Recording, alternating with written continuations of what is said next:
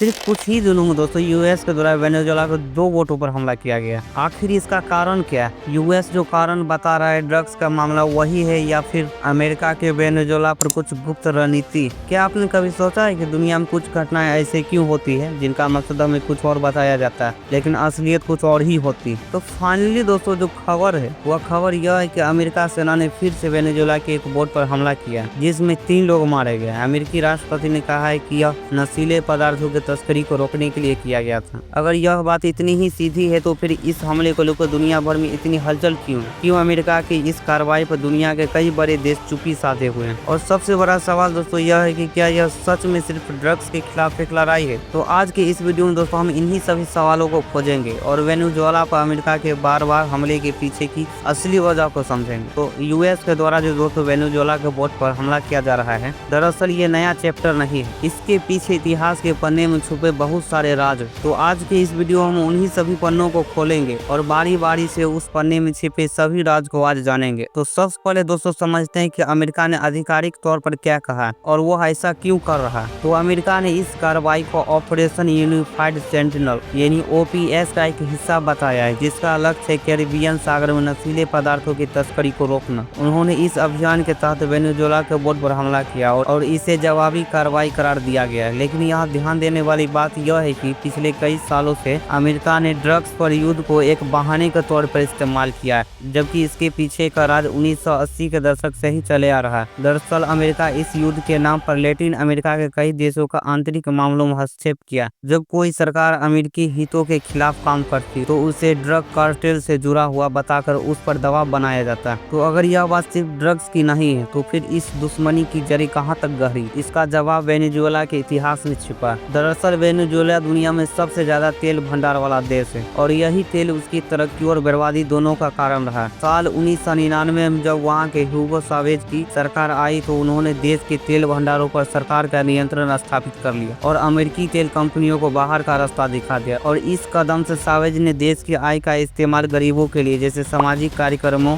मुफ्त शिक्षा और स्वास्थ्य पर इन्वेस्ट करना शुरू किया। लेकिन यह बात अमेरिका को बिल्कुल रास नहीं आई और 2002 में अमेरिका समर्थित एक तख्ता पलट की कोशिश भी हुई जिसका मकसद चावेज को हटाना था। हालांकि यह तख्ता पलट नाकाम रहा लेकिन इससे अमेरिका और वेनेजुएला के बीच दुश्मनी और भी ज्यादा गहरी हो गई। और चावेज सरकार के बाद जब निकोलस मादुरो सत्ता में आए तो अमेरिका ने नई रणनीति अपनाई। उसने मादुरो की सरकार को गैर कानून घोषित कर दिया और विपक्ष के नेता जुआन गुआइडो को वेनेजुएला का अंतरिम राष्ट्रपति मान लिया। अमेरिका ने वेनेजुएला की सरकार को आर्थिक रूप से पंगु बनाने के लिए एक के बाद एक बड़े प्रतिबंध लगाए, यहाँ तक कि वेनेजुएला के तेल निर्यात पर भी रोक लगा दी। इस प्रतिबंधों का मकसद था कि देश की अर्थव्यवस्था इतनी कमजोर हो जाए कि लोग सरकार के खिलाफ सड़कों पर उतर आए और मादुरो की सरकार गिर जाए। लेकिन यह रणनीति भी पूरी तरह से कामयाब नहीं हो पाई। तो सवाल यह है कि जब सभी कूटनीति और आर्थिक दबाव नाकाम हो गए तो क्या अमेरिका अब एक नया रास्ता अपना रहा है? तो इसका जवाब है जी हाँ दोस्तों। जब अमेरिका सभी ओर से नाकाम हो रहा है तब वह वेनेजुएला पर ड्रग्स के बहाने उनके बोट पर हमला कर रहा है। वेनेजुएला पर अमेरिका का क्रोध का सिर्फ यही कारण नहीं है, इसके पीछे भू राजनीति भी बहुत अहम भूमिका निभाता है। क्योंकि अमेरिका के लिए वेनेजुएला सिर्फ एक तेल उत्पादक देश नहीं बल्कि उसके प्रतिद्वंदी चीन और रूस का एक महत्वपूर्ण सहयोगी भी है। पिछले कुछ सालों में चीन ने वेनेजुएला को अरबों डॉलर का कर्ज दिया और रूस ने उसे सैन्य उपकरण और ट्रेनिंग भी दी।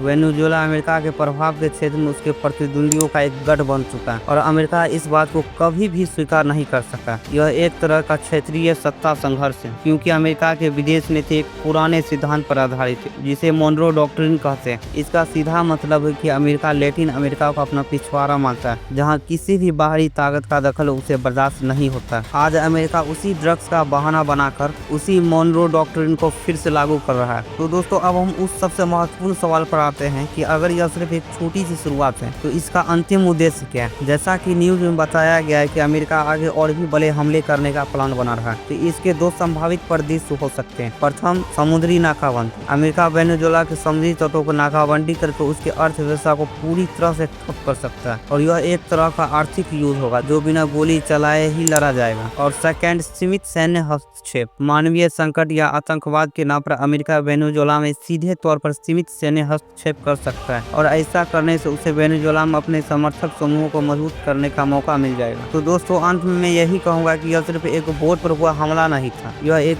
सोची समझी यूएस का चाल है जो एक महाशक्ति ने अपने अपने रणनीतिक हितों को साधने के लिए चली। वेनेजुएला इस बड़े भू राजनीतिक शतरंज में सिर्फ एक मोहरा है और यह हमला हमें याद दिलाता है कि आज की दुनिया में युद्ध की परिभाषा बदल चुकी और अब गोली और तोपों के साथ साथ नैतिक और कानूनी वाहनों से भी हमले किए जाते हैं। आप इस पूरे मामले को कैसे देखते हैं? क्या अमेरिका का यह कदम सही है? क्या यह एक सच में एक नई सैन्य रणनीति की शुरुआत है? अपनी राय हमें कमेंट में जरूर बताएं। अगर आपको यह विश्लेषण अच्छा लगा हो तो वीडियो को लाइक करें और हमारे चैनल को सब्सक्राइब करें। मिलते हैं अगले वीडियो में। जय हिंद, वंदे मातरम।